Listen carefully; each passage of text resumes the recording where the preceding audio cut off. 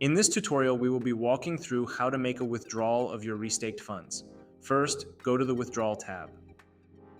Then select the token and amount you want to withdraw. And confirm the transaction to schedule the request. After the transaction is completed, you will see your withdrawal request on the right. Here, your funds are undergoing a waiting period before it can be executed. At any point in time, you may also cancel the withdrawal request.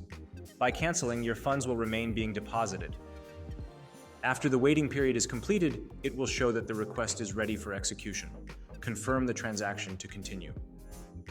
Once the transaction is completed, your funds will be returned to your wallet. You can also check in the dashboard for the updated wallet balance. And that's it. You have completed withdrawing your restaked funds. Note that for native restaked funds of TNT, you cannot directly withdraw in the restake page as they are nominating validators. To withdraw, please visit the nominate page and select Unbond to begin the withdrawal process.